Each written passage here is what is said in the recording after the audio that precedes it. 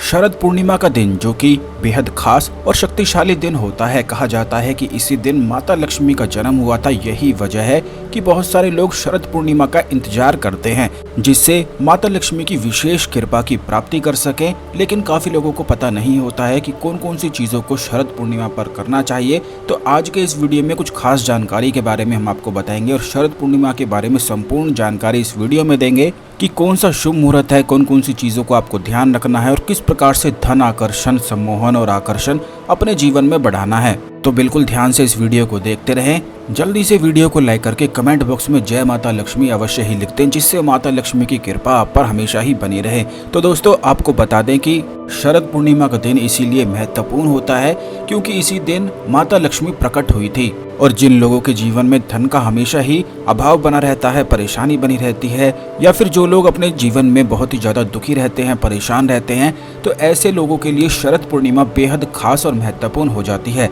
सबसे पहली चीज तो ये है कि शरद पूर्णिमा के दिन आप इस बात का ये ध्यान रखें कि अगर आपके घर कोई दूध, दही आदि मांगने आता है तो उसको बिल्कुल भी ना दें, क्योंकि पूर्णिमा के दिन अगर इन चीज़ों को आप देते हैं, जैसे कि कोई खट्टी चीज़ें होती हैं, दूध या दही, ऐसी चीज़ों को दे देते हैं, तो इससे सारा सुख समृद्धि घर से बाहर निकल जाती है। और काफ़ी लोग ऐसे होते हैं जो इन चीज़ों को ध्यान बिल्कुल भी नहीं रखते हैं, खास करके जाने अनजाने में ऐसी गलतियों को कर देते हैं जिससे उनके जीवन से ही सुख और समृद्धि बिल्कुल गायब सी ही हो जाती है। और ऐसा आपने काफ़ी बार खुद भी अनुभव किया होगा, जैसे आपको लगा हो कि किसी ने सुख समृद्धि से ही जैसे चुरा ली हो। तो ऐसा इसीलिए होता है कि सुख समृद्धि वाली जितनी भी चीज़ें होती हैं, अगर कुछ खास गलतियों को आप खास दिनों पर ही कर देते हैं तो ये सारा दुर्भाग्य में बदल जाता है।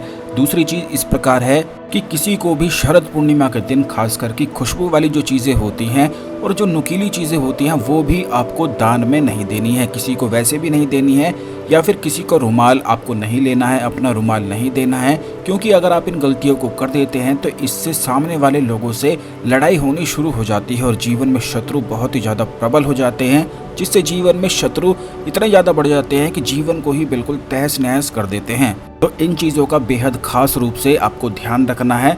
तीसरी चीज़ आपको शरद पूर्णिमा के दिन ये ध्यान रखनी है कि जैसे कि तुलसी का पौधा होता है, पीपल का पौधा होता है, बरगद का पौधा होता है, पेड़ होता है, तो इन पौधों को आपको बिल्कुल भी छूना नहीं है, या फिर इनके पत्ते बिल्कुल भी शरद पूर्णिमा के दिन आपको तोड़ने नहीं है, क्योंकि ऐसा कहा जाता है कि शरद पूर्णिमा के दिन ये सारे पेड़ पौधे भी भगवान के ध्यान में लीन रहते हैं, जिससे अगर कोई इनके पत्तों को तोड़ लेता है तो इससे उसके जीवन में घोर संकट आना बिल्कुल ही निश्चित हो जाता है। खास करके शरद पूर्णिमा के दिन इस बात का आप ध्यान रखें कि किसी भी पौधे को क्षति या हानि बिल्कुल भी ना पहुंचाएं, क्योंकि इस दिन जो चांद होता है वह 16 कलाओं से पूर्ण होता है, जिसका प्रभाव हर एक चीज पर होता है।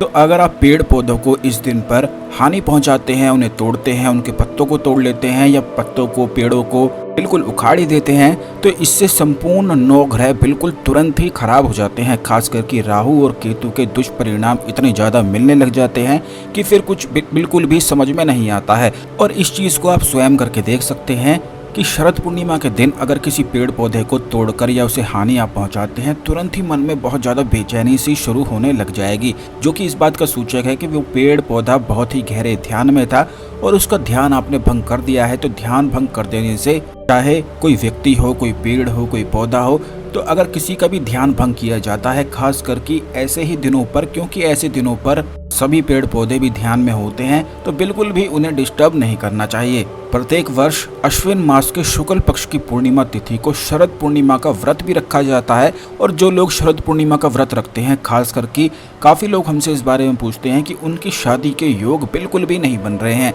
या फिर जिनकी शादी हो गई है, लड़ाई झगड़े उनके जीवन में इतने ज़्यादा होते हैं कि गृह कलेश से ही जीवन बिल्कुल बेकार हो चुका है।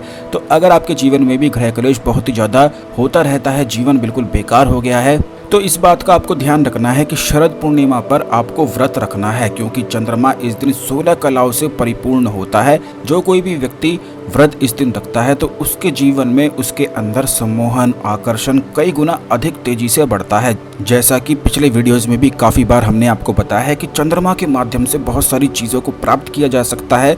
तो चंद्रमा इस दिन 16 कलाओं से पूर्ण होता है, यानी कि 16 कलाएं इस प्रकार कही जाती हैं कि जीवन में जितनी भी सुख समृद्धि वाली चीजें होती हैं वो 16 कलाओं से ही प्राप्त होती हैं। और ये 16 कला इस प्रकार होती हैं, पहला अमृत होता है, दूसरा मंदा होता है यानी कि विचार होते हैं जो लोगों को बहुत ही ज़्यादा उनके जीवन में परेशान करते हैं। जैसे कि काफ़ी लोग अपने मन में विचारों से बहुत ही ज़्यादा परेशान रहते हैं, तो चंद्रमा इस दिन इसी कला से पूर्ण होता है।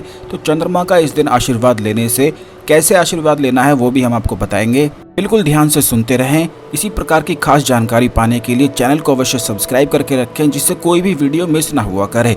तो दोस्तों, जैसा कि हम आपको बता रहे थे कि चंद्रमा की 16 कलाएं इस प्रकार हैं। पहला अमृत होता है, दूसरा मंदा यानी कि विचार होते हैं, तीसरा पूर्ण होता है यानी कि पूर्णता अर्थात कर्मशीलता।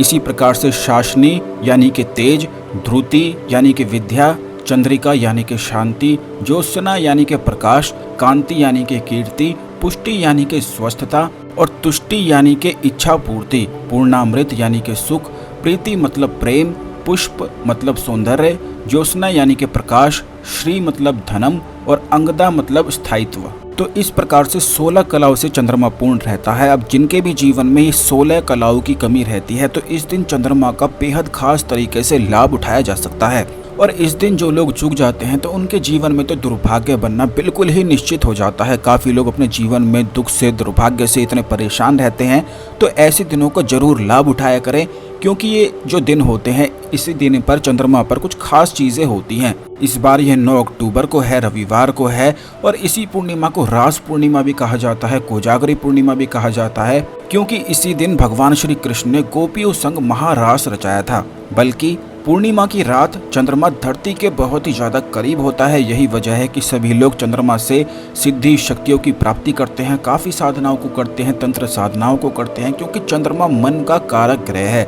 और जो व्यक्ति अपने मन पर काबू पा लेता है, मन की सिद्धि पा लेता है, तो उसके जीवन में किसी भी प्रकार की कोई कमी नहीं रहती है।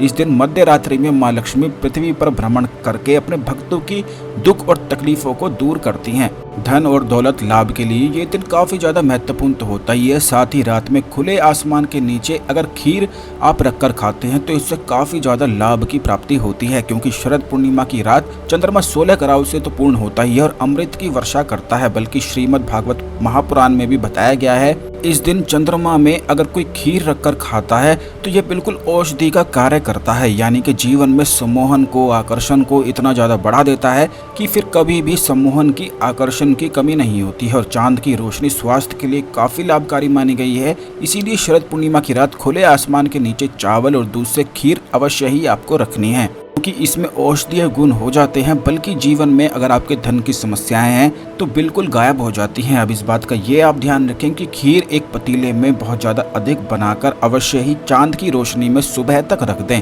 और ये आप ऐसे रखना है कि ढक के रख देना है, खुली आपको यूं ही नहीं रखनी है, क्योंकि उसमें फिर कीड़े आदि वगैरह घुस सकते हैं। तो इस प्रकार चांद की रोशनी में खीर को रखने के बाद आप फिर अगले दिन सभी लोग, परिवार वाले लोग, सभी को थोड़ी थोड़ी खीर देकर आप इस प्रकार के लाभ उठा सकते हैं। अब ये भी आप जान लें कि इस खीर को और भी ज़्यादा अधिक शक्तिशाली कैसे बनाना है, क्योंकि अधिक शक्तिशाली अगर आप बना लेते हैं तो इससे जीवन की सारी समस्याओं को दूर किया जा सकता है। शरद पूर्णिमा पर चांदी के बर्तन में खीर रखकर उसका सेवन करने से रोग प्रतिरोधक क्षमता काफ़ी गुना अधिक बढ़ जाती है। इसीलिए जो लोग अपने जीवन में परेशान रहते हैं, बहुत ज़्यादा दुखी रहते हैं या कोई ना कोई बीमारी से हमेशा ही ग्रस्त रहते हैं, तो इस प्रकार अवश्य ही करना है। चांदी के बर्तन में सेवन करने के पीछे एक बहुत ही बड़ा कारण ये भी है कि चांदी में एक प्रतिरोधक क्षमता होती है और जिससे विषाणु दूर रहते हैं और खीर अमृत के समान हो जाती है। बल्कि शरद पूर्णिमा का जो चांद होता है उसमें चांद की रोशनी को ग्रहण करने से इससे पुण्य और सौभाग्य की भी प्राप्ति होती है। और इस बात का ये ध्यान रखें कि रात में जो चंद्रमा होता है 10 से 12 बजे के बीच का जो चंद्रमा होता है ये अधिक प्रभावशाली और शक्तिशाली होता है। तो इस समय में ही आपको दर्शन करने हैं और 10 से 12 बजे के बीच में ही एक खास साधना भी करनी है, जिससे चाहे आपके जीवन में कितनी भी परेशानी ही क्यों ना हो, जैसे कि अगर आपके जीवन में धन का अभाव बना रहता है, धन की समस्याएं रहती हैं या फिर नौकरी नौकरी व्यवसाय में कोई लाभ आपको नहीं मिल पाता है, शत्रु बहुत ज़्यादा अधिक परेशान करते हैं, कर्ज की समस्या हो, तो इन सारी समस्याओं के लिए इस खास प्रयोग को करके लाभ उठाया जा सकता है। केवल इतना करना है कि शरद पूर्णिमा पर रात को 10 से 12 बजे के बीच में खाना खा के आपको नहा लेना है और नहाने के बाद ही इस साधना को करना है। चांद की रोशनी में बैठकर चांद को देखते हुए आपको इस बीज मंत्र का उच्चारण करना है। ओम एम ह्रीम क्लीम श्रीम नमो नमः। एक बार फिर से इस मंत्र को सुन लें। ओम एम ह्रीम क्लीम श्रीम नमो नमः। इस मंत्र का अगर उच्चारण चांद को देखते हुए करा जाता है तो इससे जीवन की सारी संपूर्ण जितनी भी परेशानियां होती हैं वो बिल्कुल दूर हो जाती हैं, क्योंकि वैसे ही इस दिन चंद्रमा 16 कलाओं से पूर्ण रहता है। तो चांद को देखते हुए इस मंत्र को जो कोई भी व्यक्ति अपने जीवन में पढ़ता है उसके जीवन में फिर किसी भी प्रकार की परेशानी बिल्कुल भी नहीं रहती है। अब इस बात का भी आप ये ध्यान रखें कि जिन लोगों के जीवन में आकर्षण की कमी रहती है तो शरद पूर्णिमा का व्रत आप निश्चित ही जरूर रख सकते हैं। और जैसा कि हमने आपको बताया है, जिन लोगों के मन में बहुत ही ज़्यादा विचार आते रहते हैं तो वो भी इस दिन का व्रत रख सकते हैं।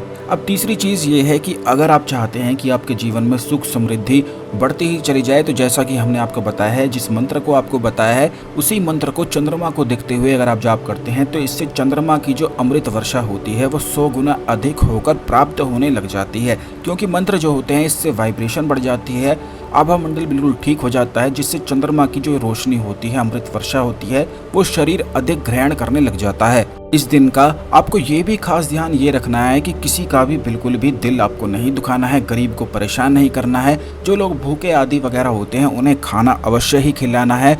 जो लोग जरूरतमंद होते हैं उन लोगों की अवश्य ही सहायता करनी है और उन्हें कुछ ना कुछ खाने को फल फ्रूट आदि अवश्य ही पूर्णिमा के दिन जरूर ही देना है, जिससे जीवन में जो आपके निर्धनता चल रही है, दुख चल रहे हैं, वो सारी चीज़ें बिल्कुल उतर जाती हैं। तो पूर्णिमा की जितनी भी जानकारी हमने आपको बताई है इसे एक बार फिर से ध्यान से सुन लें कि किन चीज़ों को नहीं करना है, किन चीज़ों को करना है, क्या चीज़ें खानी है, कैसे चंद्रमा का लाभ उठाना है और कौन से मंत्रों का जाप करना है। यह संपूर्ण जानकारी इस वीडियो में बताई गई है। इसी प्रकार की खास जानकारी हमेशा पाने के लिए चैनल को अवश्य सब्सक्राइब करके बेल बटन दबा के रखें, जिससे कोई भी वीडियो बिल्कुल भी मिस ना हुआ करे, क्योंकि इसी चैनल में हमेशा खास चीज़ें आपको बताई जाती हैं।